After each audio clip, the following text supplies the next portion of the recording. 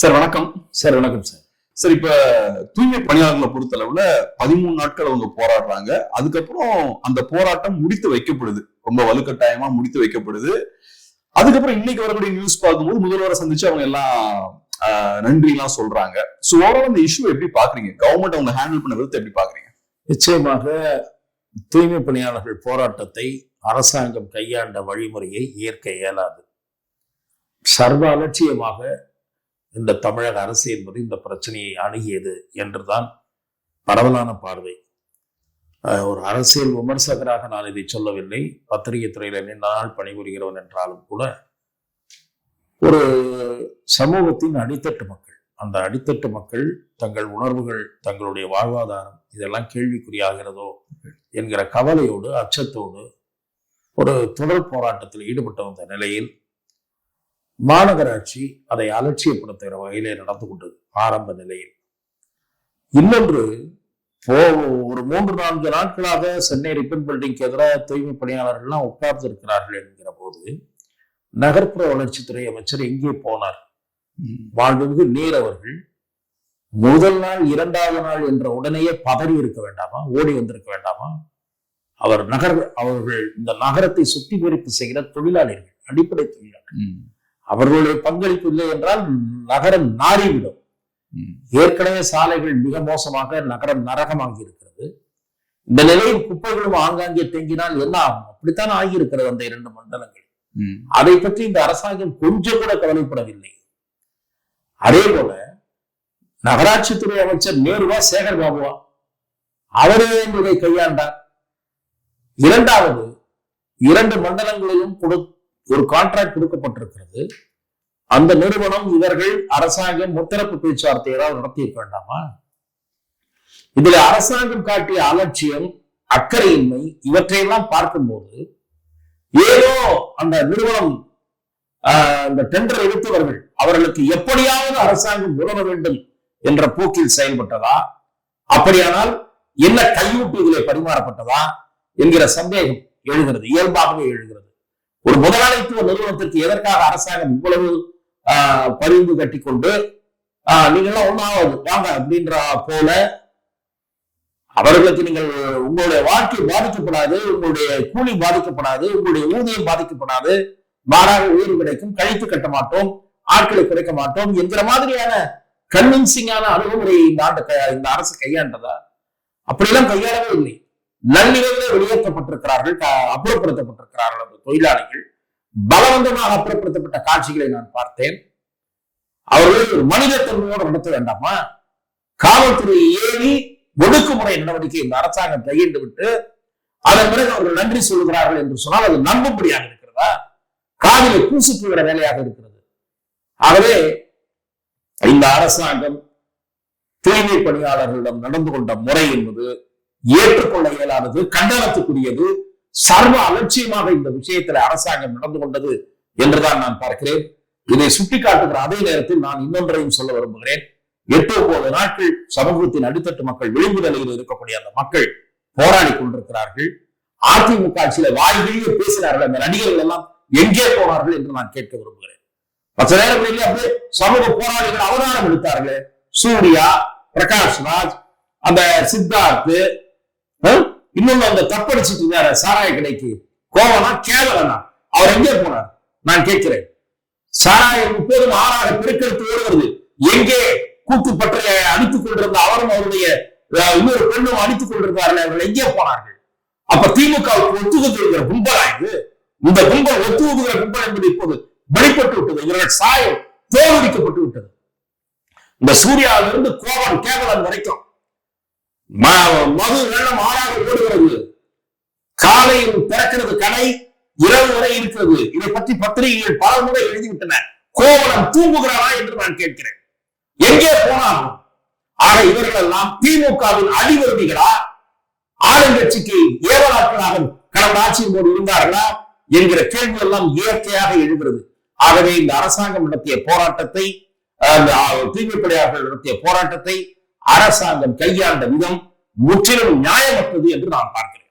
அதான் இப்ப ஒரு விஷயம் சொன்னீங்க இல்லையா சார், இப்ப இந்த போராட்டம் நடக்கும் போதே கேஎன்எல் அவர்கள் பதறி இருக்கணும், ஸ்டார்டிங்லேயே நடவடிக்கை எடுத்துக்கணும்னு சொன்னீங்க. திமுகவும் எப்பவும் ரொம்ப இமேஜ் கான்சியஸா இருக்கக்கூடிய ஒரு பார்ட்டி, எலெக்ஷன் வேற நெருங்கிட்டு இருக்கு, நம்மளோட அந்த இமேஜை மெயின்டைன் பண்ணுறது ரொம்ப கவனமா இருக்கக்கூடிய ஒரு கட்சி. ஏன் இந்த விஷயத்துல கோட்டை விட்டாங்க? முதலமைச்சரை சுற்றி இருக்கக்கூடிய ஓரிரு அதிகாரிகள் தான் இந்த அரசாங்கத்தை நடத்தி கொண்டிருக்கிறார்கள் என்று நான் ஏற்கனவே குற்றம் சாட்டி வருகிறேன். மாண்புமிகு முதலமைச்சர் அவர்கள் மீது எனக்கு மிகுந்த மரியாதை உண்டு. ஆனால் இந்த அரசாங்கத்தை இயக்குபவர்களான சில அதிகார மையங்கள் இருக்கின்றன. அந்த அதிகாரிகள் அலட்சியமாக இருந்திருக்கிறார்கள். முதலமைச்சர் நான் என்ன, அவரும் செய்தித்தாள் படிக்கிறார் தானே, அவர் நேரில் குடித்து விரட்டி இருக்குமா வேண்டாமா? கலைஞராக இருந்தால் விட்டிருப்பாரா? முதல் நாள் காலையே நேரு சம்பவ இடத்துக்கு அனுப்பி வைத்திருப்பார். ஆகவே அதே போல அதிகாரிகள், உளவுத்துறை தலைமைச் செயலாளர், அதே போல தலைமைச் செயலாளருக்கு அடுத்த நிலையில் இருக்கக்கூடிய திரு உதயச்சந்திரன், ஐஜி இன்டெலிஜென்ஸ், இவர்களெல்லாம் என்ன செய்தார்கள் என்று நான் கேட்கிறேன். ஆகவே இந்த அரசாங்கம் பொறுப்பற்ற முறையிலே நடந்து கொண்டதற்கு இவர்களும் பொறுப்பு என்று நான் குற்றம் சாட்டுகிறேன். அதே போல நடிகர்கள் மேலேயும் காட்டமான விமர்சனம் வச்சீங்க. அதிமுக ஆட்சி நடக்கும்போது நடிகர்கள் ரொம்ப ஸ்ட்ராங்கா ப்ரொடெஸ்ட் பண்ணாங்க, இஷ்யூஸ் வரும்போது பேசினாங்க, இப்ப பேச மாட்டேங்கிறாங்க அப்படின்ற குற்றச்சாட்டை வச்சீங்க. அது ஏன் நடக்குதுன்னு நினைக்கிறீங்க? சினிமா துறை திமுக கண்ட்ரோல் இருக்கிறனாலயா? ஏன்? நிச்சயமாக அவர்களுடைய படம் ரிலீஸ் ஆக வேண்டும் என்றால் இவர்களுடைய ரெட் ஜெயண்ட் மாதிரி சில நிறுவனங்களுடைய தயவு தேவைப்படுது. சினிமாவில் அவர்கள் தான் ஆதிக்கம் செலுத்துகிறார்கள், பணத்தை அவர்களுக்கு கொடுக்க வேண்டும் என்று நிர்பந்தப்படுத்தப்படுகிறார்கள். இவையெல்லாம் விமர்சனங்களாக தொடர்ந்து வெளிவந்து கொண்டிருக்கின்றன. எந்த ஒரு புதிய குற்றச்சாட்டையும் நான் சொல்லவில்லை. சில பேர் அந்த நிர்பந்தங்களை மீறி நாங்கள் மோதுகிறோம் என்கிற நிலந்த 1-2 பேர் தான் தயாராக இருக்கிறார்கள், எல்லோரும் தயாராக இல்லை. நாமே பார்க்கிறோமே, எல்லா படமும் பெரும்பாலான படங்கள் எப்படி ஒரு குறிப்பிட்ட நிறுவனத்தின் வழியாக திரைக்கு வருகிறது. ஆகவேதான் இந்த நடிகர்கள் போலி போராளிகள் சார், இவரெல்லாம் போராளிகள ஒண்ணு கிடையாது. ஆகவே இந்த புது போராளிகள் எல்லாம் ஆட்சி யாருடைய ஆட்சி பார்த்து பயந்து பேசுகிறவர்கள் என்பதுதான் இப்போது அவர்கள் சாயம் வெளுப்பதன் மூலம் நம்மால் புரிந்து கொள்ள முடியும். அடுத்தது முக்கியமா ஊடகங்களோட செயல்பாடை பத்தியும் பேச வேண்டியது இருக்கு. 13 நாள் அந்த மக்கள் போராடுறாங்க. கடைசியில அந்த போராட்டம் ஒரு முடிவு கொண்டு வந்ததுக்கு அப்புறம் தான் ஊடகங்கள் அதை டிஸ்கஸ் பண்றாங்க. குறிப்பா பிரைம் டைம்ல அப்பதான் டிபேட் பண்றாங்க. இது எப்படி பாக்குறீங்க சார்? இப்போ நீங்க 7 to 8, 8 to 9 நடக்கிற டிபேட்ல எல்லாம் பல விவாதங்கள் நேர்மையற்ற முறையில், அறமற்ற வழியில் நடத்தப்படுகின்றன. அதுல ஒண்ணும் சந்தேகமே இல்லை. பெரிய பிரச்சனை ஒண்ணு இருக்கும், அதை விட்டுருவாங்க. வடக்க ஏதாவது ஒரு சின்ன பிரச்சனை இல்ல ஏதோ ஒரு அரசியல் இஷ்யூ, அதை எடுத்துட்டு வச்சுட்டு வாதிப்பாங்க. ஒரு பிரச்சனையை 3 நாள் இழுக்கிறதுக்கு பார்ப்பாங்க. அதிமுக விவகாரமா 4 நாள் பேசலாம், ஓபிஎஸ் இபிஎஸ் 2-3 நாள் அப்படி இழுக்கலாம். ஏன்னா ஒருத்தருக்கு ஒருத்தர் பதில் சொல்லியிருப்பாரு. முதல் நாள் ஒருத்தர் சொல்லியிருப்பாரு, அது அன்னைக்கு விவாதம், அடுத்த நாள் பதில் சொல்லுவார், அதை விவாதம், ஆளுங்கட்சி விட்டுருவாங்க. அதே மாதிரி ஒரு விவாதம்னா அதிமுகவுக்கு எதிராக பேசுபவர்கள் 3 பேர், அதிமுக சப்ஜெக்டா இருந்தா அதிமுக ஆதரவா பேசுறவங்க 2 பேர். பிஜேபி விஷயமா கேட்கவே வேணாம், லட்டு மாரி.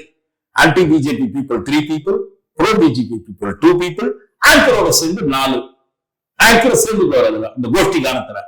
ஆகவே இப்படித்தான் நடந்து கொண்டிருக்கிறது ஊடகம், குறிப்பாக காட்சி ஊடகத்தில் சில சேனல்கள் இப்படித்தான் நடந்து கொண்டிருக்கின்றன. ஓரிரு சேனல்களில் ஓரிரு நெறியாளர்கள் நேர்மையாக நடைபெறுகிறார்கள், செயல்படுகிறார்கள் என்று நான் பார்க்கிறேன்.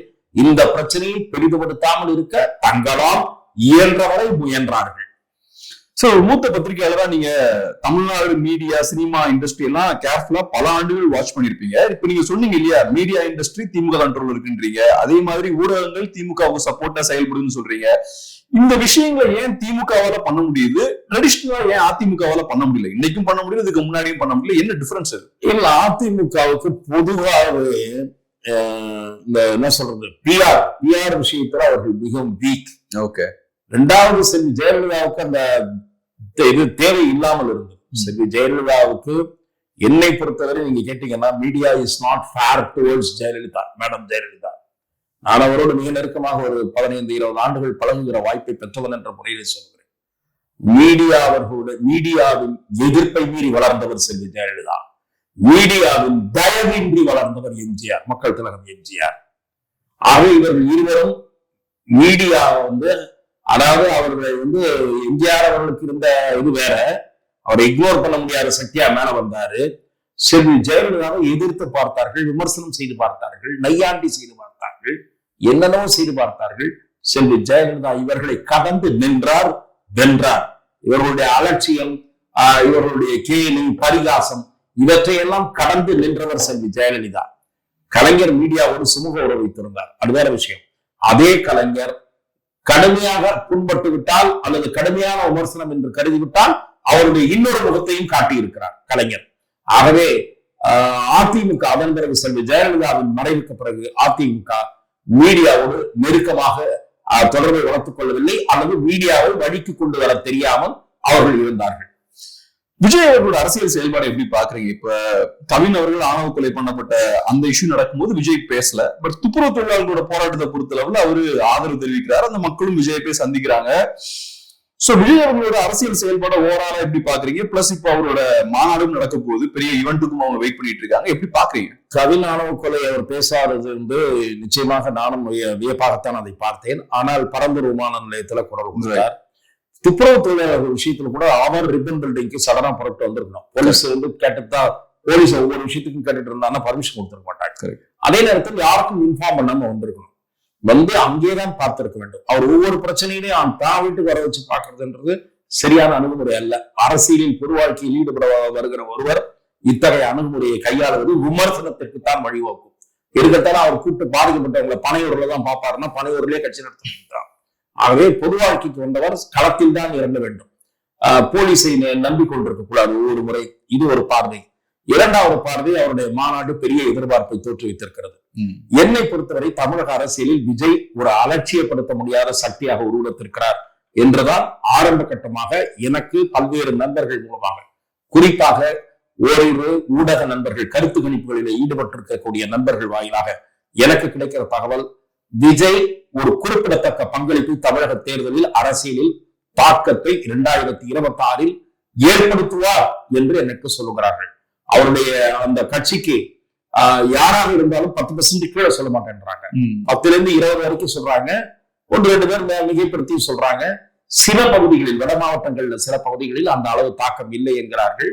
அவர் சுற்றுப்பயணம் போன பிறகுதான் நமக்கு தெரிய வரும். தமிழக அரசியல்ல வந்து இப்போது தானாக கூட்டம் வருகிறது என்பது எல்லாருக்கும் வர்றதில்லை. எல்லா தலைவர்களும் 300 ரூபாய் தான். அது எடப்பாடி பழனிசாமி அவர்களாகட்டும், மு.க. ஸ்டாலின் அவர்களாகட்டும், ரூபா கொடுக்காம அந்த வழியெல்லாம் நிக்கல. இவங்களை பார்க்கறதுக்கு ஒன்றும் ஆர்வமா நிக்கல. ரூபா கொடுத்துதான் கொண்டு வந்து நிக்கிறாங்க. ஆனா ரூபா கொடுக்காம விஜய்க்கு கூட்டம் வரும் என்றுதான் நான் பார்க்கிறேன். அதே போல செல்வி ஜெயலலிதா அல்லது எம்ஜிஆர் அவர்களுக்கு இல்லாவிட்டாலும், அந்த அளவுக்கு இல்லாவிட்டாலும் ரூபா கொடுக்காம கூட்டம் வருகிறவராக இன்னொரு தலைவர் இருப்பது இப்போது சீமான் தான். திரு சீமான் அவர்களுக்கு தானாக கூட்டம் வருகிறது. பெரும் கூட்டம் என்று சொல்ல முடியாது. அவருக்கு வருகிற கூட்டம் சீமான் பேச்சை கேட்பதற்காக வருகிற கூட்டம். ஆனால் விஜய்க்கு வருகிற கூட்டம் பேச்சை கேட்பதற்கோ பார்ப்பதற்கோ ஒரு பெரும் கூட்டம் மதுரை மாநாடு மிகப்பெரிய அளவில் இருக்கும் என்றுதான் நான் பார்க்கிறேன். விஜய் அவர்களோட ஓட் பர்சன்டேஜ்னு பேசும்போது அரௌண்ட் 10 to 20% வரைக்கும் இருக்க வாய்ப்பு இருக்கு அப்படின்ற ஒரு பாயிண்ட் சொல்றீங்க. சோ இப்ப 10%க்கு மேல அவர் வாங்குறாருன்னா பெரிய நம்பர். அது அவர் இவ்வளவு % வாங்குறாருன்னா அதனால பாதிக்கப்பட போது எந்த கட்சிகளா இருப்பாங்க? பல்வேறு கட்சிகள் ஓட்டு வங்கியில அவர் சேதாரத்தை ஏற்படுத்துவார். அவருடைய ரசிகர் மன்ற தொண்டர்கள், அவர்களுடைய இயக்கத்தில் ஈடுபட்டிருப்பவர்களுடைய வாக்கை தவிர, அவர்களுடைய குடும்பத்தினர் வாக்கை தவிர, புதிய வாக்காளர்களில் ஒரு பகுதியினர் அவருக்கு போவார்கள். ஏற்கனவே விடுதலை சிறுத்தைகள், பாட்டாளி மக்கள் கட்சி போன்ற வெவ்வேறு கட்சிகளில் இருக்கக்கூடிய விஜய் ரசிகர்கள் விஜய் பக்கம் திரும்புவதற்கும் வாய்ப்பு இருக்கிறது. திரு சீமான் அவர்களுடைய கட்சியினுடைய வாக்கு வங்கியிலும் ஒரு சிறு சேதாரம் ஏற்படும் என்று ஊடகவியலாளர்கள், அரசியல் விமர்சகர்கள் சொல்லுகிறார்கள். அதை பொறுத்துதான் பார்க்க வேண்டும். அதற்கு வாய்ப்பு இருக்கிறதை நான் மறுக்கவில்லை. திரு விஜய் அவர்கள் இப்படி வெவ்வேறு தரப்பிலும் ஒரு சிறு சிறு சேதாரத்தை ஏற்படுத்துவார். புதிய வாக்காளர்கள் அவர் பக்கம் ஈர்க்கப்படுகிறார்கள் என்பதையும் சிலரோடு உரையாடிய போது என்னால் அறிய முடிந்தது. இப்ப விஜயோட அரசியல பார்த்தோம்னா மோஸ்ட்லி அது திமுக எதிர்ப்பு அரசியல தான் அவரு கையில் எடுக்கிறார். திமுக எதிர்ப்பு அரசியல் அவர் கையில் எடுக்கும் போது திமுக எதிர்ப்பு வாக்குகள் பிரியறதுக்கான வாய்ப்பு இருக்கா? நிச்சயமாக அண்ணா திராவிட முன்னேற்ற கழகமும் இதன் காரணமாக பாதிப்புக்கு உள்ளாகும். அண்ணா திராவிட முன்னேற்ற கழகம் ஒரு வலிமையான கூட்டணியை கட்டமைத்தால்தான் விஜய்க்கு ஒரு மாற்று சக்தி என்கிற நம்பிக்கையோடு இல்லாமல் அதிமுக வெல்லக்கூடிய அணி என்ற நம்பிக்கையை தோற்றுவித்தால்தான் விஜய்க்கு விழ வேண்டிய வாக்கில் ஒரு சரிவு ஏற்படும். ஏனென்றால் வெற்றி பெறுகிற பக்கம் வாக்களிக்கக்கூடிய மனநிலை, இது நாம் வாக்களிப்பதன் மூலம் ஆட்சி மாறும், நாம் வாக்களிப்பதன் மூலம் இந்த அணி வெல்லும் என்று கருதக்கூடியவர்கள் எப்போதுமே ஒரு 3-4% பேர் இருக்கிறார்கள். அந்த டெல்ட்டை ஏற்படுத்துவதற்கு அதிமுகவுடைய கூட்டணி வலிமை பெற வேண்டும். இன்றைய தேதி வலிமையாக இருக்கிறதா என்றால் வலிமையாக இல்லை என்பதுதான் என்பது. அவங்க பொறுத்தளவுல ஒரு நல்ல கூட்டணி இருந்தா அதிமுக ஜெயிக்கிறதுக்கான வாய்ப்பு இருக்குன்றீங்க. அந்த கூட்டணி அமைவதற்கான வாய்ப்பு இருக்கா? பாட்டாளி மக்கள் கட்சி ஒன்றுபட வேண்டும். பாட்டாளி மக்கள் கட்சியில் இன்றைக்கு தோன்றி இருக்கக்கூடிய பிளவு என்பது துரதிருஷ்டவசமானது. இந்த பிளவு என்பது ஒரே குடும்பத்தைச் சேர்ந்த 2 பேருக்கு இடையிலே தலைநூக்கி இருக்கக்கூடிய ஈகோவின் காரணமாக, அல்லது அதற்கு பின்னணியில் இருக்கக்கூடிய வெளியில் சொல்ல முடியாத சில விஷயங்கள் காரணமாக இந்த குடும்ப பூசல் என்பது வளர்ந்து இருக்கிறது. ஒரு பக்கம் அன்புமணி அவர்களும் அவருடைய மனைவியும், இன்னொரு பக்கம் அவருடைய தந்தை அன்புமணியினுடைய தந்தையும் அவருடைய மகளும் தன்னுடைய சகோதரியை எதிர்க்க வேண்டிய நிலையில் இருக்கிறார். அன்புமணி மகளை திரு ராமதாஸ் அவர்கள் முன்னிலைப்படுத்துகிறார். மகளை பேரன் அவரை முன்னிலைப்படுத்தினார். அதை அன்புமணி ஏற்கவில்லை. ஆக குடும்பத்தைச் சேர்ந்த யாரும் வரமாட்டார்கள் என்று சொல்லிவிட்டு மொத்த குடும்பமும் 2 அணிகளில் இருக்கிறது. இன்றைக்கு பாமகவுக்கு நேர்ந்திருக்கிற அவலமே அதுதான். டாக்டர் ராமதாஸ் அவர்கள் அந்த நிலைக்கு கொண்டு போய் கட்சியை நிறுத்தி விட்டார். இன் ஸ்பைட் ஆஃப் தட் அந்த பார்ட்டிக்கு ஒரு 4% ஓட்டு இருக்கிறது என்றால் அது 2ஆ பிரிந்த அந்த 4% வருமானது சந்தேகமாயிடும், 4-5. ஆகவே பாமக முதலில் ஒன்றுபட வேண்டும். அந்த ஒன்றுபட்ட பாமக அதிமுக பாஜக அணியில் இணைந்தால் அந்த அணி ஓரளவு வலுப்பெறும். அடுத்தது திரு ஓபிஎஸ் திரு டிடிவி தினகரன் விஷயத்தில் திரு எடப்பாடி பழனிசாமி தனது பிடிவாத நிலையை தளர்த்த வேண்டும். பிடிவாத நிலையை தளர்த்தினால்தான் அது பழைய அதிமுகவுடைய வலிமை பெற முடியும். அதற்கு நான் திரும்ப திரும்ப சொல்லிக் கொண்டிருக்கிறேன். அது நான் தனிப்பட்ட உணர்வில் சொல்வதாக சிலர் தவறாக பார்க்கிறார்கள். சென்ற சட்டமன்ற தேர்தலில் அண்ணா மக்கள் முன்னேற்ற கழகம் போட்டியிட்ட காரணத்தால் 22 தொகுதிகளில் அதிமுக வெற்றி வாய்ப்பை இழந்திருக்கிறது. டிடிவி தினகரன் தலைமையிலே அவர் கூட்டணியில் இருந்தார். அது 22 தொகுதியில் அதிமுகவின் வெற்றி வாய்ப்பை பாதித்திருக்கிறது. சேர்ந்திருந்தால் அந்த 22 தவிர இன்னொரு 10 கூட வந்திருக்கலாம். யாருக்கும் மெஜாரிட்டி இல்லாத சூழல் கூட உருவாகி இருக்கலாம்.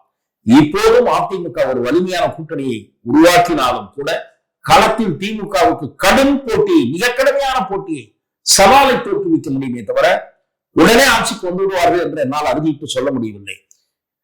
சில அரசியல் விமர்சகர்கள், நாம் உட்பட சில பத்திரிகையாளர்கள் இந்த 2026 தேர்தல் ஒரு தொங்கு சட்டசபையை நோக்கி நகரக்கூடிய வாய்ப்பு இருப்பதாக கூட பார்க்கிறோம்.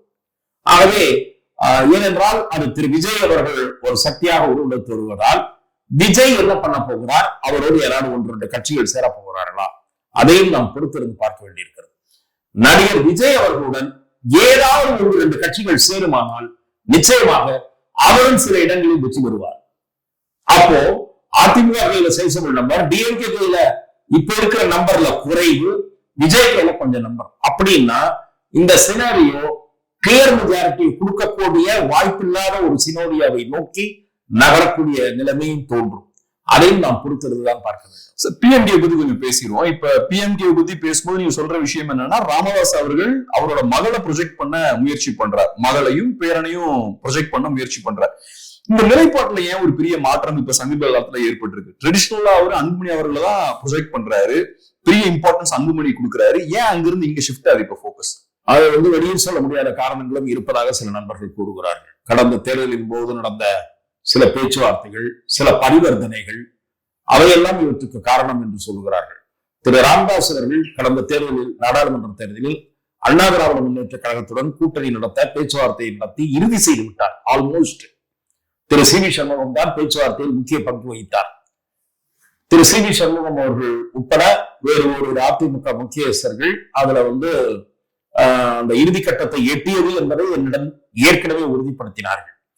பிறகு திடீரென்று பார்த்தால் நாளைய தினம் அதிமுக கையெழுத்து போக போகிறது, இன்றைய தினம் பிஜேபி கையெழுத்து போட்டு போகுது.